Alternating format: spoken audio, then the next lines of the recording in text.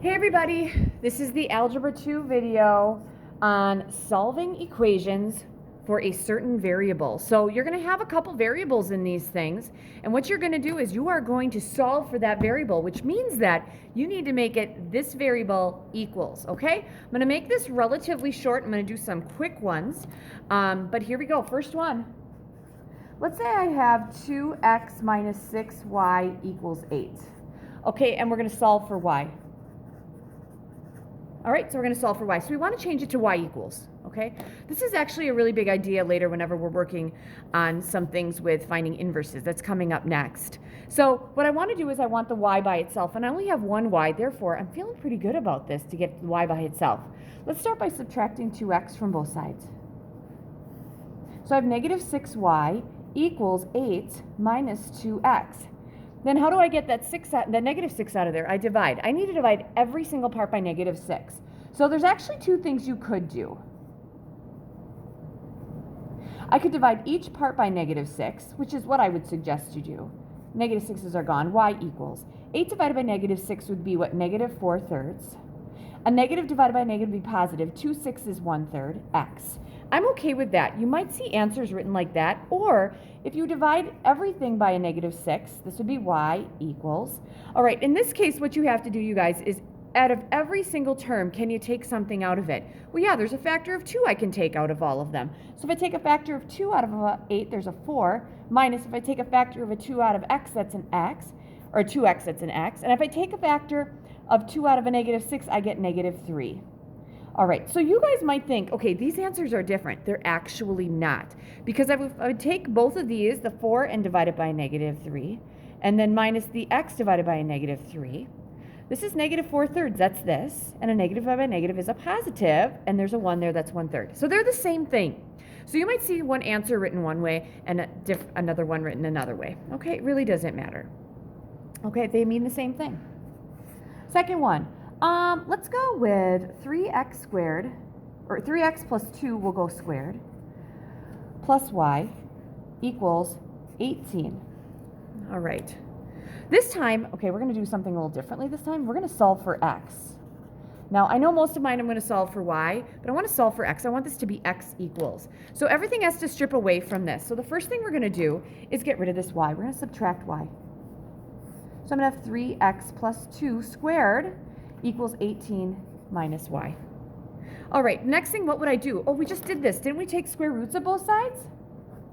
So I'm going to have 3x plus 2 equals. Now, remember, when I take the square root of both sides, I should get two answers. This is going to be plus or minus the square root of 18 minus y.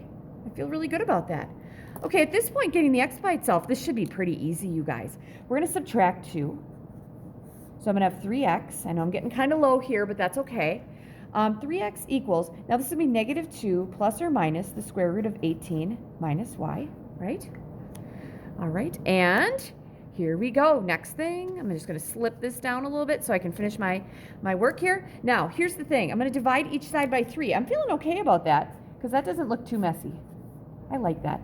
So the 3's are gone. X equals negative 2 plus or minus the square root of 18 minus y. That's all over 3, and that works. That's my answer.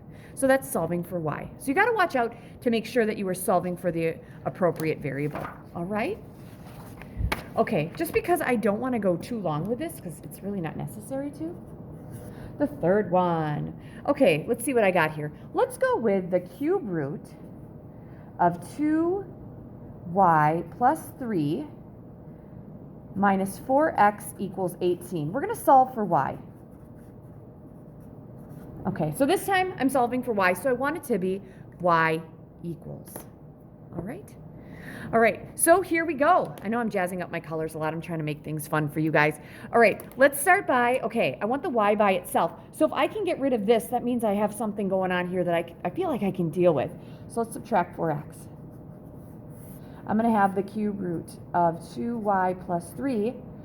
That equals 18 minus 4x. I'm sorry, plus 4x. That should be plus.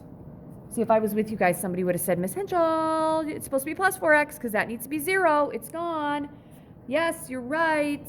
Okay, next thing. What would I do? Now, if I could get rid of that cube root, wouldn't that make life so much easier?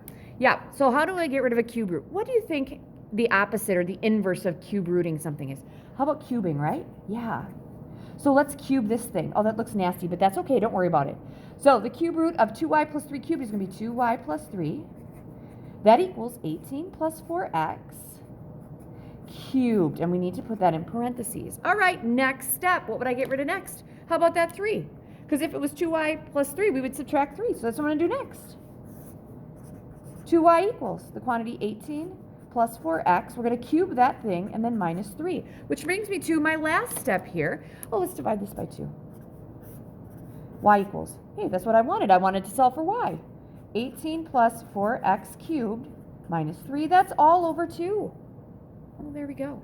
Not bad at all, right? All right, so what I do want to do, I can do another one. This is a short video. One more, last one. I like this one. Let's go with 3x plus 4 all over y equals 7/5. There we go. All right, we're going to solve for y. All right, so here's the thing. I want the y in the numerator. So some of you that are new to me, you might not know this, but I'm a big fan of the cross product, and that's what I'm going to do here.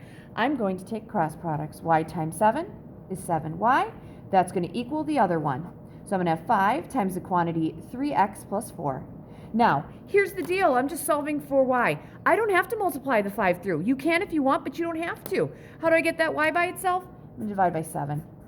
Y equals, we're going to have 5 times the quantity 3x plus 4. That's all over 7, and that is it. All right, so all we're doing is we're just changing things. You guys are going to have some more problems like this. We'll see how you're doing. Challenges, some will be challenging and some will be rather easy. All right, so good luck.